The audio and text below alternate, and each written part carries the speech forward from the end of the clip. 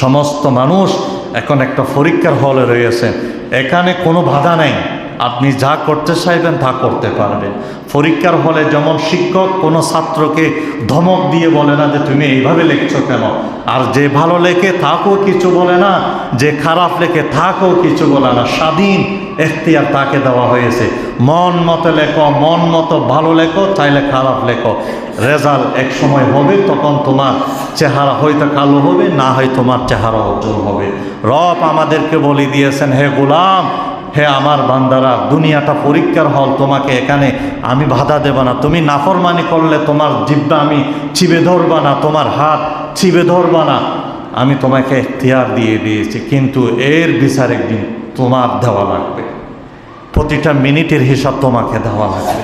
এই জন্য আমরা আমাদের মন ছোট করার কোনো প্রয়োজন নেই। বেঈমানদের যদি সম্পদ বেশি হয়, অট্টালিকা বেশি হয়, দুনিয়ার চোখে যদি আমরা তাদেরকে দেখি সুখ স্বাচ্ছন্দ্য আছে, না, তাদের দিকে থাকি, আমরা মুমিন মুসলমান যারা আছি, আমাদেরকে আমরা ছোট করব না, কারণ রব সেই সুযোগ তাদেরকে দুনিয়াতে দিয়েছেন। এটা একটা পরীক্ষার হল মনে করতে হবে। এই জন্য আল্লাহ বলছেন, হে মুমিন, ইসলাম মেনে যখন নিয়েছো, পরিপূর্ণ ইসলামে প্রবেশ করো, আংশিক না। শুধু নামাজ পড়ে বাকিগুলা বাদ দিয়ে মুসলমান হলো হবে না। মুসলমান ইমানের নামাজের পাশাপাশি আরও যত বিধান আছে এগুলো মানো, হুকুম আহকাম যত আছে এগুলো মানো। এই জন্য আল্লাহ পাক বলে দিয়েছেন যে পরিপূর্ণভাবে ইসলামে আত্মসমর্পণ করো। আত্মসমর্পণ করার জন্যে শুধু আমাদেরকে বলছে না, আল্লাহ পাক যত নবী রাসূল এসেছেন, সমস্ত নবী রাসূলরা পরিপূর্ণ আত্মসমর্পণ আল্লাহর কাছে করেছে। তারা এক একজন এক এক পদের মর্যাদার অধীনে আসীন তারা হয়েছেন। যেমন সৈয়দনা ইব্রাহিম আলাইহিস সালামের কথা কে না জানে, আল্লাহ তাকে পুরা মুসলিম জাতির পিতা বানিয়ে দিয়েছেন, সুবহানাল্লাহ। ইব্রাহিমকে বলেছে, ইব্রাহিম আসলিম, ইব্রাহিম তুমি আত্মসমর্পণ করো। ইব্রাহিম যেই মুহূর্তে যেই হুকুম আহকাম আল্লাহ ইব্রাহিম নবীকে করেছে, সাথে সাথে ইব্রাহিম আত্মসমর্পণ করেছে। ইব্রাহিমকে বলেছে, ইব্রাহিম তোমার দুধের মাসুম বাচ্চা এবং তোমার অসহায় স্ত্রীকে ওই মক্কার নগরীতে রেখে আসো, যেখানে কোনো মানুষ নাই, কোনো পানি নাই, কোনো খাবার নাই, কোনো পশু পাখি নাই, ওই জায়গাতে রেখে আসো। আল্লাহ বলেছেন ছোট বাচ্চা এবং অসহায় মহিলাকে সেখানে রেখে আসতেছেন। আসার সময় কিছু খাবার তাদেরকে দিয়ে আসতেছিলেন।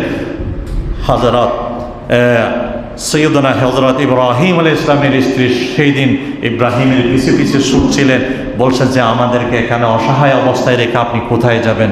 নাই পানি, নাই খাবার, যে খাবারগুলো দিয়েছেন এগুলো হয়তো কয়েকদিন পরে শেষ হয়ে যাবে, তখন আমি আমার দুধের বাচ্চা এবং আমি কি করব?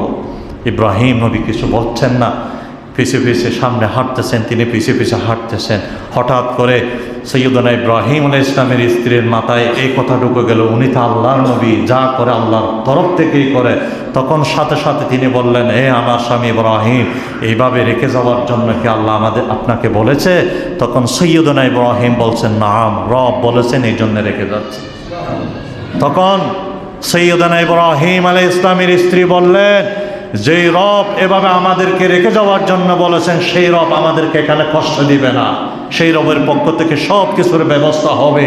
তাহলে আমি আর কোনো আমার পেরেশান করার দরকার নাই, আপনি চলে যান। ওইদিকে ইব্রাহিম নবীর দিল ফেটে চুরমার হয়ে যাচ্ছে।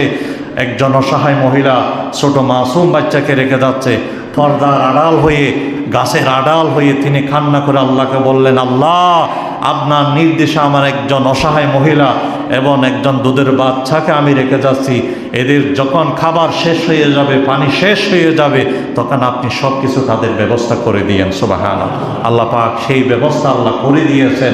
পানি শেষ, দুধের মাসুম বাচ্চাকে বচ্চু খাওয়াতে যাবে, মায়ের বুকে বচ্চু নাই, যেহেতু মায়ের শরীরে পানি নাই, এই জন্য মা সন্তানকে বচ্চু দেওয়ার জন্যে চিন্তা করতেছে, একবার সাফাতে উঠে দৌড় দিয়ে, আরেকবার ওখান থেকে মারওয়া পাহাড়ে আসে, এইভাবে দৌড়তে দৌড়তে 7 বার দৌড়াদৌড়ি করলেন।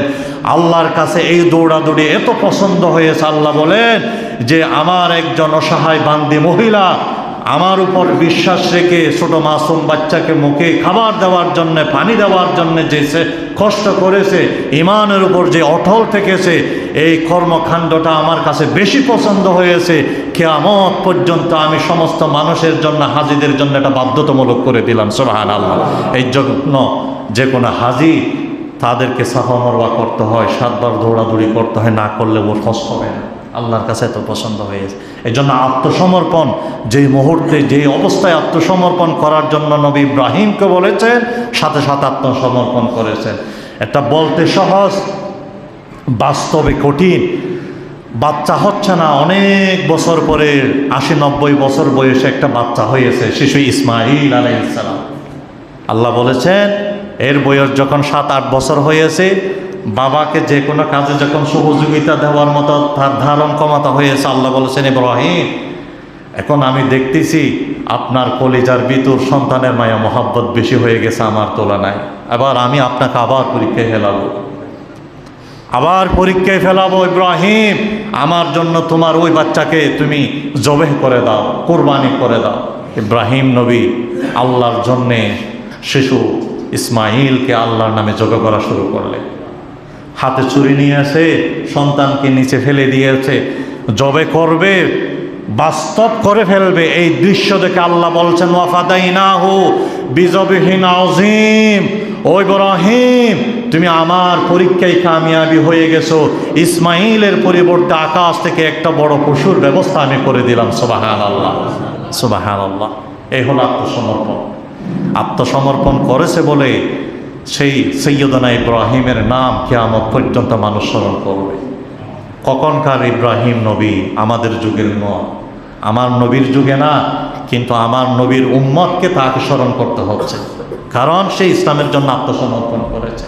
এই জন্য আপনি আত্মসমর্পণ করুন। শুধু মসজিদে ইসলাম মানবে এতটুকু নয়, ঘরে মসজিদের বাহিরেও ইসলাম মানা লাগবে। ছেলে মেয়ে বিবাহ দিবেন, সেখানেও আপনাকে ইসলাম মানা লাগবে। ব্যবসা বাণিজ্য করবেন, সেখানেও ইসলাম মানা লাগবে। অর্থাৎ আপনার পুরা জিন্দেগিতে ইসলামকে সামনে রেখে আত্মসমর্পণ করা লাগবে। আল্লাহ সে কথাই বলছেন, ইয়া আইয়ুহাল্লাযীনা আমানু, ওহে বিশ্বাসীরা, উদখুলু ফিস সিলমি কাফা, পরিপূর্ণভাবে ইসলামে আত্মসমর্পণ করা, আত্মসমর্পণ হয়ে যাও। সাময়িক কিছু ইসলাম মানবা আর কিছু মানবা না, এরকম যেন না হয়।